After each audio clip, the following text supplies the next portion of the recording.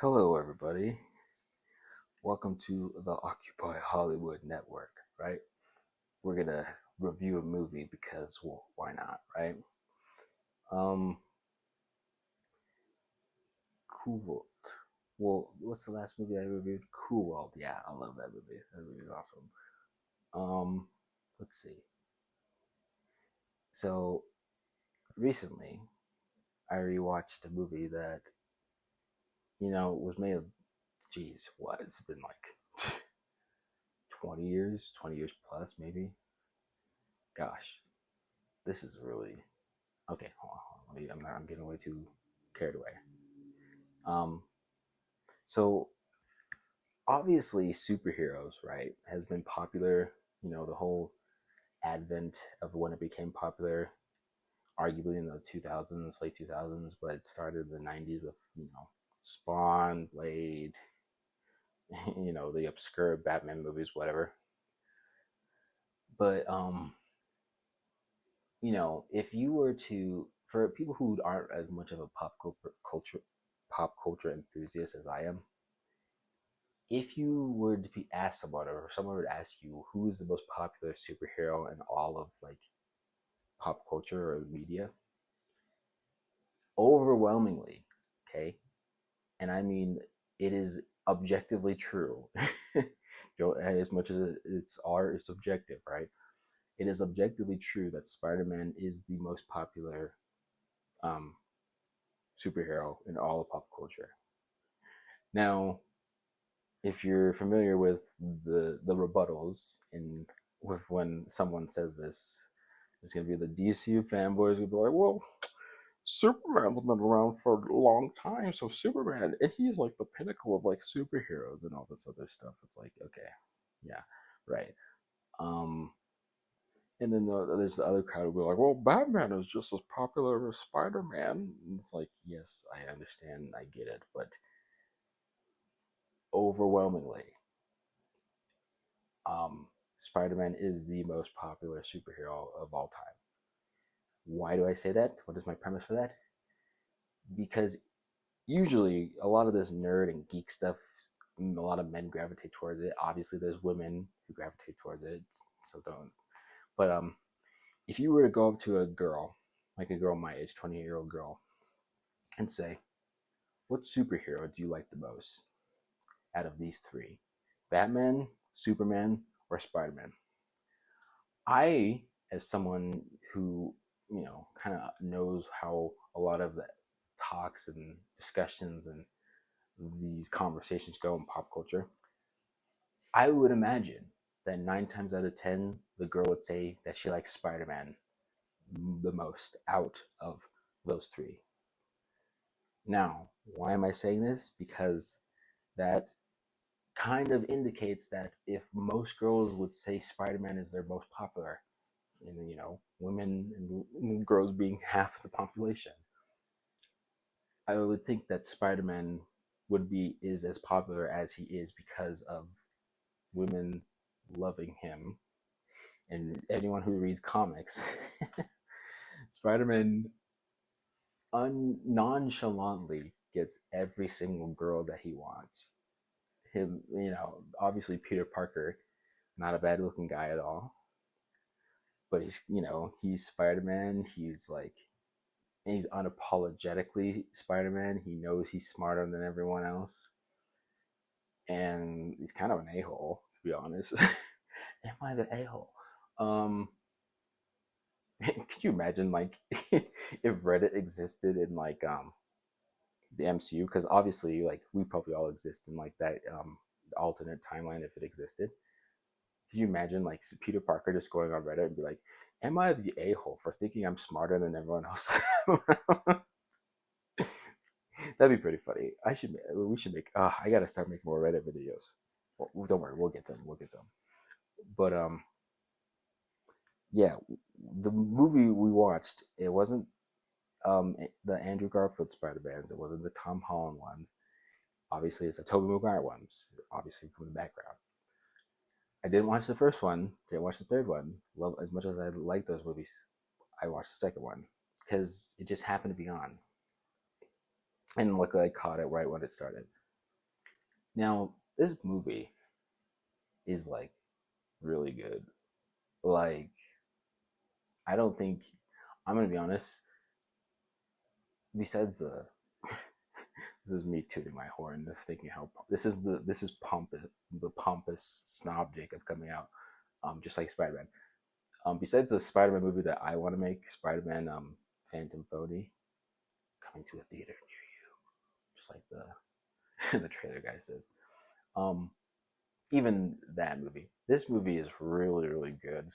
Everything about it is just like, if there was a checklist of like things to get right in a movie, the color scheme is awesome, the plot is awesome, the story is awesome, the relationships and the dynamics that happen, the character interactions. This also, you have to remember, this is a movie that introduces J. Jonah Jameson, played by J.K. Simmons, of all people, who's literally born to play that role. What a great actor! I hope I get to work with him one day. But because literally he like steals the show. That's another thing about this movie. One of the things that, in my opinion, that makes a movie really good, and like, you know, anything that is made in pop culture that really becomes like a Hollywood staple, like, you know, some things that people quote or dress up as, or make rides in theme parks as. I think when you have a character that's not even the main character, and not even like the love interest or the best friend, who steals the show every time they're in the scene, you really got something special going on for it, or going for you. And that's one of the things I think Spider-Man really has going for it. Um, I know a lot of people who don't read comics and stuff like that. Originally thought that Spider-Man's webs came out of his body, and that's kind of like the like, I think, quote unquote con of this movie. But at the same time, um, now that people know that Spider-Man didn't have the webs come out of his body originally in the comics, because like he made his web shooters, um, I think the only thing that is like a quote unquote con for this movie is Spider-Man's suit, because his suit isn't like the nicest Spider-Man suit. There was recently that Spider-Man PS5 4 game, whatever, and they had this new take on the Spider-Man suit for Peter Parker.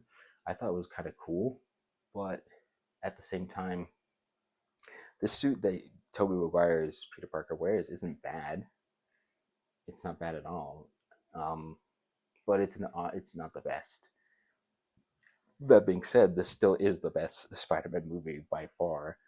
Um, and so the other thing that I think this movie, oh, one thing I really love about this movie is the score. Like because when I think of like the intro to the first Spider-Man movie, and this one and this third one, it just really screams like, because there's something, I don't know if other people call it this. If you ever want me to like elaborate this, like, you know, if I ever go on TikTok live or YouTube live or whatever, if I'm ever at an event, um, there's something called, I've always like had head canon. Head canon is just stuff that I consider canon in my head, where it pertains to other different things in out of my control, like franchises or things that pertain to my life. There's something in my life that I've kept calling legacy music. And I'm sure you've heard of the term like legacy media. This is like, you know, CNN, Fox, MSNBC, you know, all the propaganda, the propaganda gardens, whatever. I'm not even political, but that's legacy media. Legacy music is like, when I think of the term legacy music, think of like James Bond, right? You know, those like outstanding, like bigger than life, like introduction themes with like Adele, and like, you know, all the Daniel Craig James Bond movies, the ones that just take really long. And I think movies, just like how movies used to have like video games come out that were like paired with them, like, you know, a couple months after the movie came out. Just like how I think people, if people really want to see like an increase of like pop culture go up and like the betterment of it, they should make video games with their movies, but they should also try to make legacy music with those like bigger than life, grander than life like intros. And even though this is the Spider-Man intros, you might not immediately think, well, that's not like a James Bond intro. Like that's completely different. If you really listen to it, it kind of is.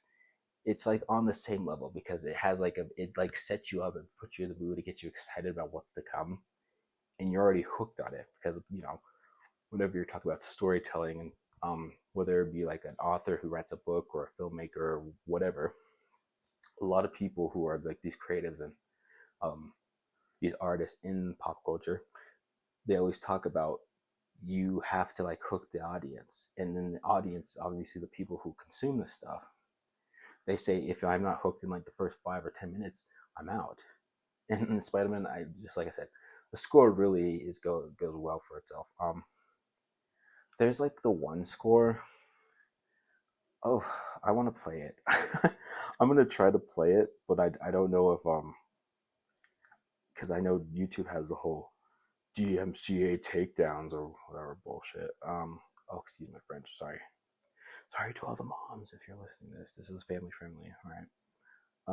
I'm gonna try to play this theme. I really like this intro.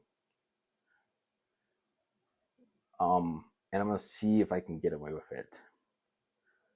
I really like this theme. What's it called? Let's see if we can find it. Oh, okay. Okay, let's see if we can get away with it. I'm gonna play it on this other device. Let's see. Oh, shoot. There's ads. Hold on, 1 second. Here you go.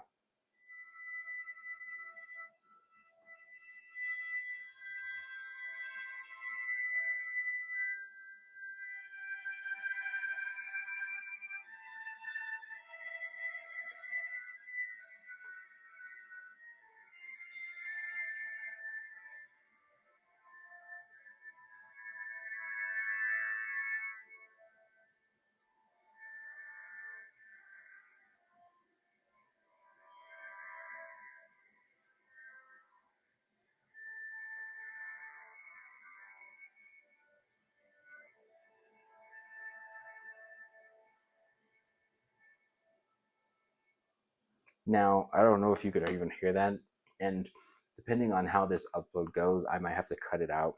So if there's like a weird transition, then obviously like the YouTube copyright system is like, this is not yours. You cannot upload it.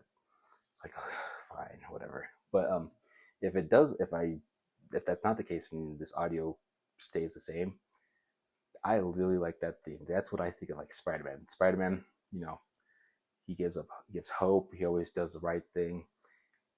Really always thinks about how to be better as Spider-Man, and I just think this movie really encompasses it. Last time I had a movie review, I gave Cool World a 9 out of 10, which I shouldn't have done that, but I did because I still love that movie. I'm going to be honest with you. This movie, people are going to be really mad about what I'm about to say. This movie is also a 9 out of 10. The old reason I'm not giving it a 10 out of 10 because I just there's a type of movie that exists in my head that is a 10 out of 10. And this movie is really good and the rewatchability is really high. But 9 out of 10 is still pretty good too. I mean, it's like the second best thing you need to have. Now, people are going to be like, why did you put Cool World and Spider-Man 2 on the same level? Because I can. So, this is why people always ask, like, do humans have free will? Clearly they do because I just used mine. So, yeah, Spider-Man 2 by, or who's the director again? Wait, no, hold on. Sam Raimi, starring Tobey Maguire, is a 9 out of 10.